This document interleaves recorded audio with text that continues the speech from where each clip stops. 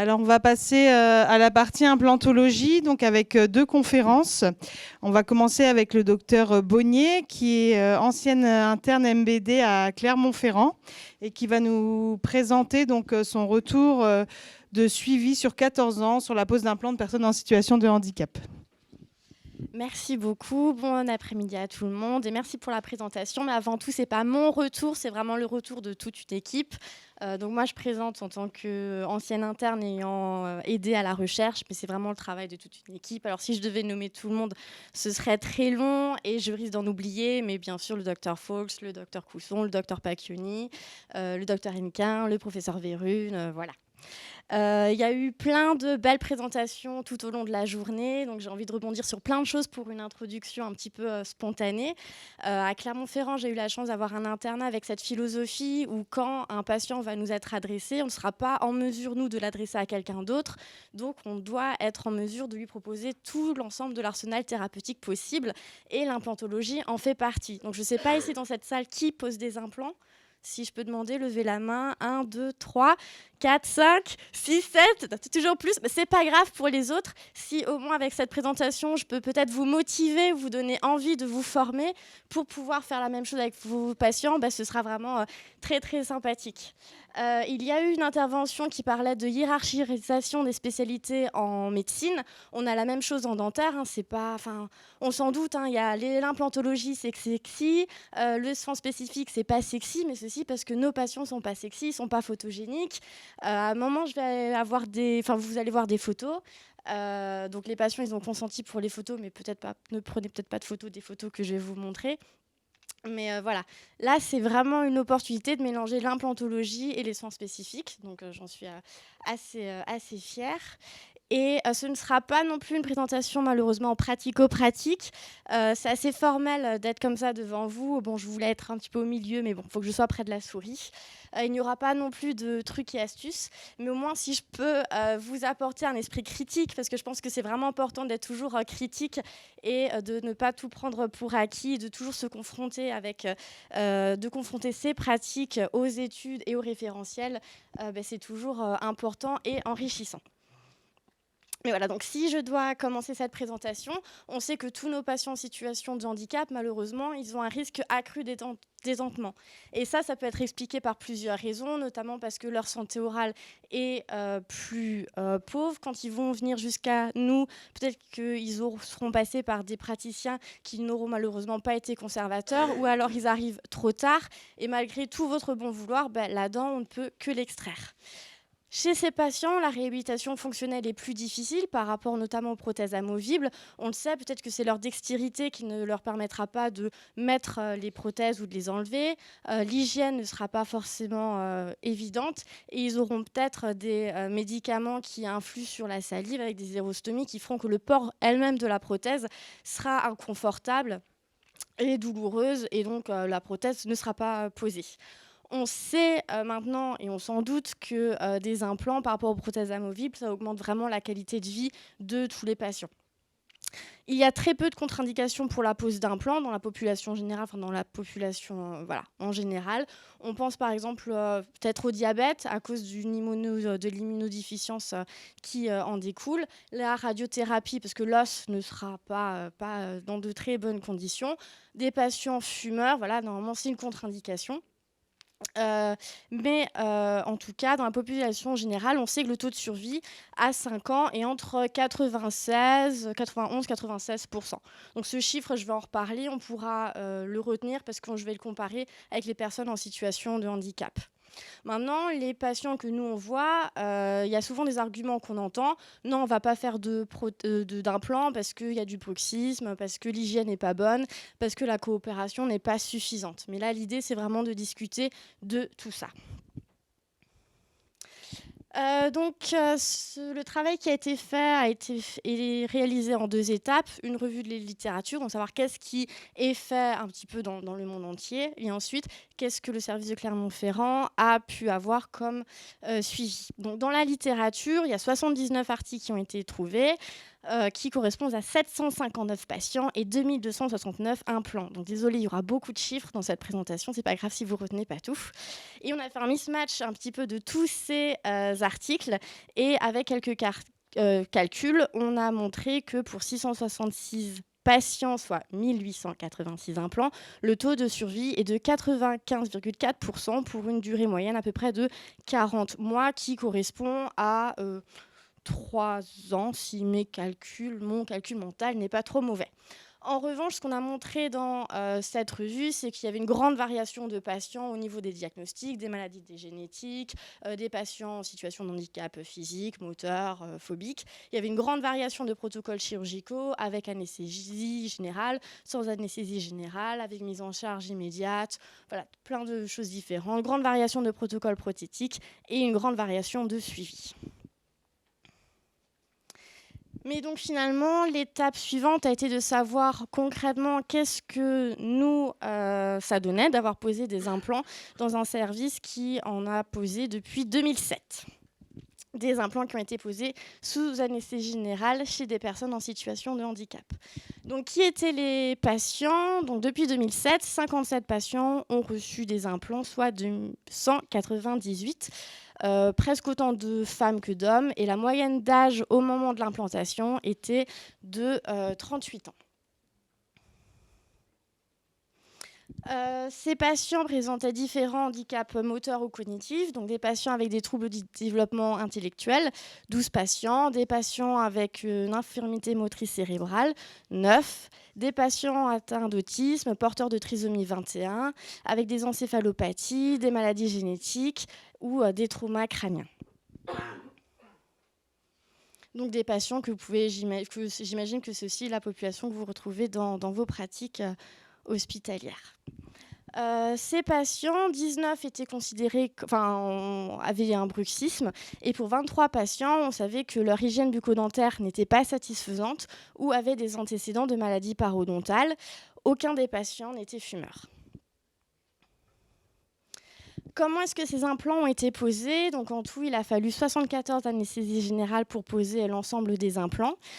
Pour 87 implants, il s'agissait ensuite de mise en charge immédiate, donc poser la prothèse immédiatement après la pose des implants.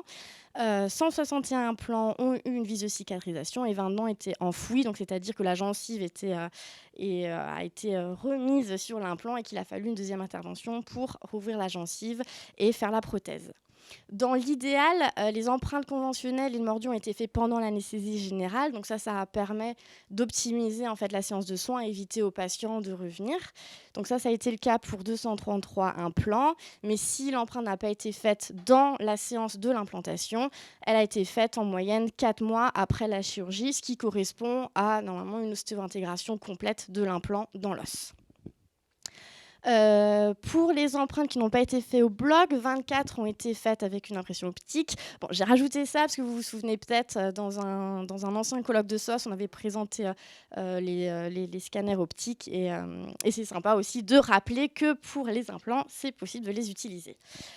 Au niveau de la mise en charge des prothèses, donc 70% des implants n'ont pas eu besoin de réaliser une autre sédation. Donc en vigile, au fauteuil, la prothèse a été posée.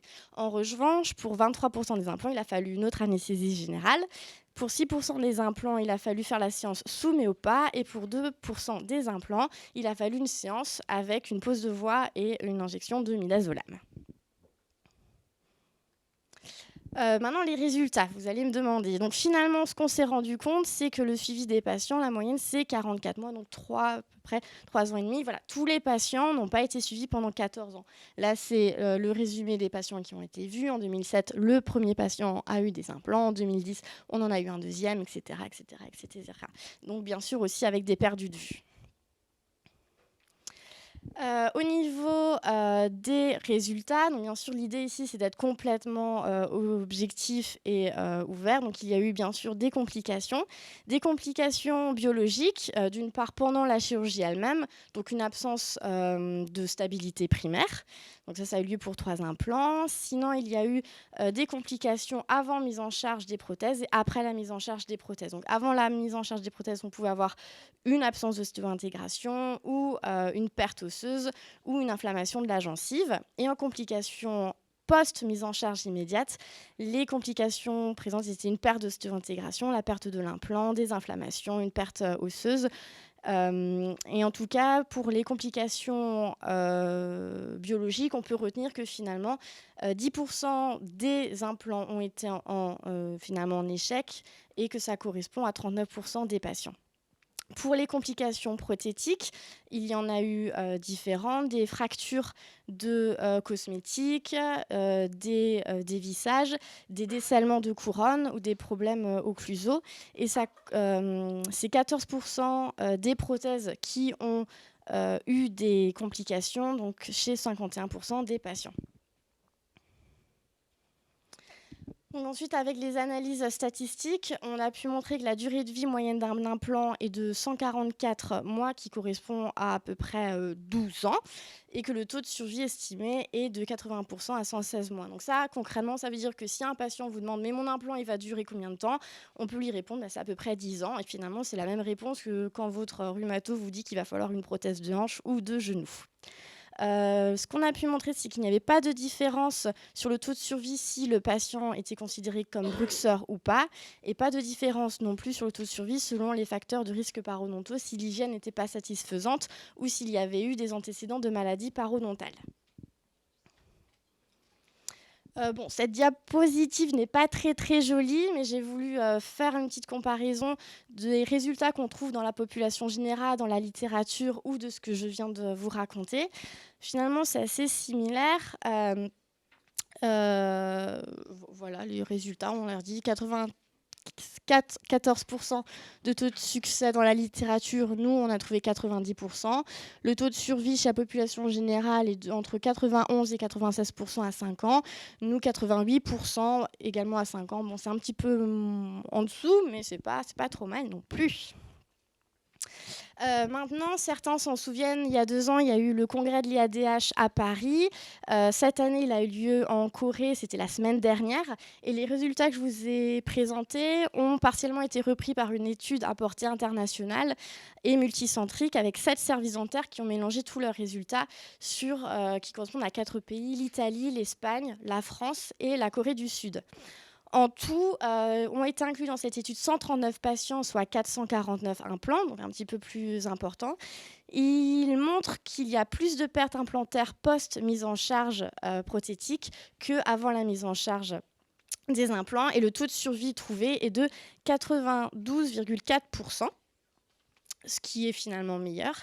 Et surtout, et ça c'est le résultat qu'il faut, je pense, retenir et qui va être mis en avant, c'est qu'il n'y a pas de différence significative selon le niveau d'hygiène avant ou après la pose de l'implant. Donc ce que nous on avait trouvé, c'est conforté par cette étude à portée un petit peu plus internationale. Voilà. Donc maintenant, je vous disais que j'allais vous montrer des photos qui ne sont peut-être pas forcément sexy, mais l'idée, c'est d'être le plus honnête possible. J'ai pas envie de ne pas vous donner envie de poser des implants, mais j'ai aussi envie de vous dire que oui, les implants qu'on voit, ils ont parfois des problèmes d'hygiène, mais que chez ces patients, finalement, l'implant peut rester. Là, on a une panneau d'avril 2014 et en mai 2021, tous les implants étaient encore présents malgré des inflammations de la gencive et peut-être effectivement quelques pertes osseuses, mais la fonction a été préservée et ce patient, pendant presque une dizaine d'années, a pu avoir une mastication fonctionnelle. Donc voilà, l'idée, c'est toujours d'avoir cette réflexion et de se dire, est-ce qu'il vaut mieux s'abstenir ou est-ce qu'il vaut mieux faire quelque chose ? On sait que chez nos populations et des patients en situation de handicap, il peut y avoir un risque de dysphagie très important avec un risque d'aspiration et que pouvoir leur donner une mastication fonctionnelle, donc le fait qu'ils puissent mâcher, peut éviter ces dysphagies et augmenter leur qualité de vie. Bien sûr, avoir un plateau technique adapté, c'est essentiel. Vous l'avez vu, il y a des complications. Il y aura des complications. Faut pas mentir et ce ne sera pas forcément magique. Donc, avoir un plateau technique qui permet de faire aussi des réparations, c'est important. Vous l'avez vu, il faut l'anesthésie générale, le méopome et l'anesthésie générale, oui. Donc peut-être que vous avez aussi des biais parce qu'on n'est pas forcément au courant que finalement les implants, oui, ça peut marcher. On pense au coût. Est-ce que finalement les patients ils vont avoir les sous pour avoir des poses d'implants. Déjà que dans leur vie quotidienne, ça peut être compliqué. Puis avoir des aides. Enfin, faut pas tout de suite se dire, ils n'ont pas les sous, je propose rien. Non, et puis avoir aussi des aides à faire auprès de la sécurité sociale. Se dire, mon patient, de toute façon, l'hygiène, c'est nul, je vais pas lui proposer. Finalement, non, parce que les études montrent que malgré une hygiène qui peut être insatisfaisante, ça marche. Donc voilà, tout ça, c'est une histoire de se dire, même si on a cette idée qu'il faut que le patient ait une hygiène nickel, qu'il ne fume pas, il ne faut pas se limiter à ça. Surtout dans la population générale, tous les patients ne se brossent pas les dents non plus, et puis on leur pose des implants à tire-larigot. Donc voilà, pourquoi pas les patients que nous, on voit dans la pratique quotidienne. Donc je vais encore vous montrer des photos et encore une fois c'est pas pour vous faire peur, c'est juste pour vous dire la réalité, mais c'est comme pour tout, on voit plus facilement l'arbre qui tombe que la forêt qui pousse. Donc voilà, là c'est vraiment pour dire que des complications qu'on peut voir, c'est des fractures et ensuite on répare. Mais voilà, ça, qu'est-ce que je vous montre, c'est 6 photos sur 57 patients et 298 implants. D'accord, j'ai vraiment choisi ce qui était plus extrême, mais la prochaine fois je vous montre tous ceux où les photos sont un peu plus sexy, promis. Merci beaucoup et s'il y a des questions, n'hésitez pas.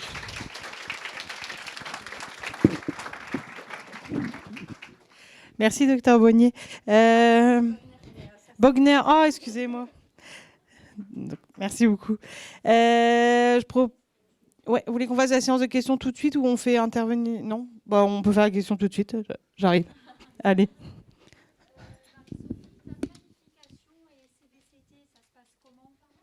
Ta planification implantaire et tes CBCT, ça se passe comment? Enfin, tu arrives à les faire? Comment ça se passe?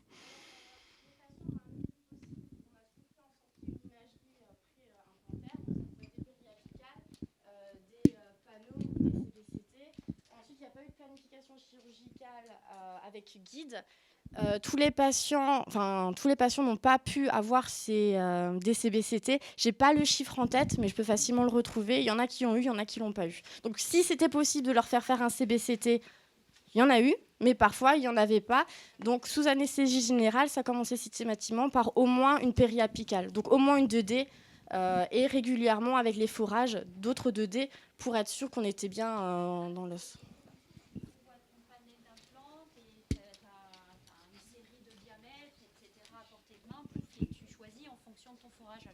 Alors, je sais qu'à Rion, et puis si je me trompe pas, dans tous les cas, les chirurgiens, il y a plusieurs implants possibles et selon la situation, ils vont poser ce qui se passe. Je sais pas si. Et pose de prothèse complète sur implant, tu fais CBCT? Non. Je réponds, c'est pas du tout ma spécialité, hein, mais pour le coup, comme je vis un petit peu à l'hôpital de Rion et que je connais le chirurgien implantaire, il travaille parfois un peu à l'aveugle, mais c'est aussi... disons que quand on commence à se lancer dans ce genre d'exercice, il faut aussi accepter les contraintes liées à l'exercice, sinon on ne le fait pas. Pour autant, il ne faut pas faire n'importe quoi. C'est pour ça qu'il y a les études et c'est l'intérêt de faire de la recherche. Tout à l'heure, j'ai parlé de l'université. C'est aussi l'intérêt de la recherche parce que tout ce qu'on montre là ne fait qu'enrichir en fait le panier de soins, mais pour tout le monde. C'est-à-dire qu'on pouvait dire un certain nombre de patients, non mais il y a un problème d'hygiène, etc. Mais enfin, comme l'a dit Marie-Sophie, d'abord dans la population tout venante, il n'y a pas forcément une bonne hygiène, donc ces patients. Donc c'est tout l'intérêt de faire de la recherche et de protocoliser. Après, jusqu'où on protocolise, c'est fonction de la limite du patient. Ce qui est certain par contre, c'est qu'il faut que le chirurgien qui pose les implants ait un bon niveau. C'est-à-dire que c'est comme pour tout, c'est à partir du moment où on commence de s'engager sur ce genre de traitement, a fortiori sous anesthésie générale, il faut avoir fait beaucoup en vigile et avoir une dextérité non négligeable. C'est la même chose pour l'endo, c'est la même chose pour tout. Pour ce qui concerne on est équipé avec du Straumann, ils ont un équipement Straumann et à disposition un certain nombre d'implants de diamètre et de longueur variable et des implants qui sont en bonne level ou en tissu level. Ensuite, les empreintes sont faites soit de façon péropératoire, Marie-Sophie l'a dit, ou pour certains, si c'est une mise en charge immédiate, ou alors ils sont revus à distance après soit la mise en place de vis de C4, soit une mise en nourrice. Il ne faut pas non plus, quand on rentre dans ce type de soins, pour certains patients, c'est 3 anesthésies générales. Tout à l'heure, j'avais un petit débat sur l'AG, c'est-à-dire qu'on fait une AG pour poser les implants, une AG pour faire l'empreinte, une AG pour poser le bridge. Et il faut avoir en tête que s'il y a une fracture, peut-être ce sera une quatrième pour gérer les complications. Donc ça veut dire qu'il faut planifier tout ça d'emblée. Disons, on pose l'implant, une fois que c'est ostéo-intégré, on s'engage sur l'empreinte et 2 mois après, on pose la prothèse, quoi.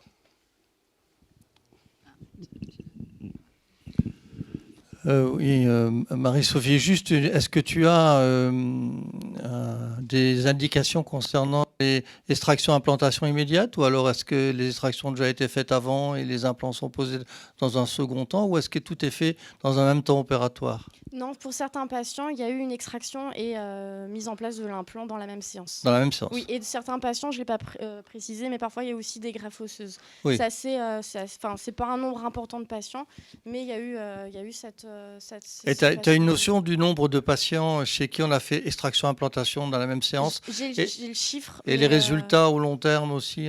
Ça, je peux les trouver facilement. Il faut juste que j'accède à mon ordinateur, mais on peut voir ça, oui. Enfin, moi, je trouve cette présentation très intéressante.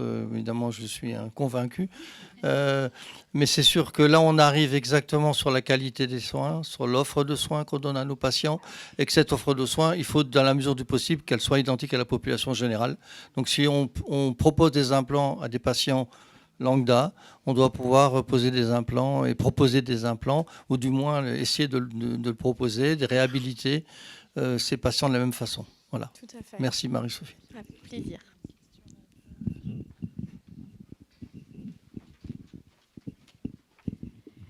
Oui, moi je voulais juste vous poser une petite question sur au niveau de la prise d'empreinte. Est-ce que vous avez, grosso modo, entre la prise d'empreinte sans l'AG et avec l'AG, pour savoir si après, est-ce que vous réutilisez le méopa tranquillement, c'est plutôt l'empreinte optique que vous avez utilisée ou plutôt l'empreinte classique? Quand c'était pas fait sous anesthésie générale? Oui. Alors majoritairement, ça s'est fait sans sédation, juste sans sédation. Okay. Mais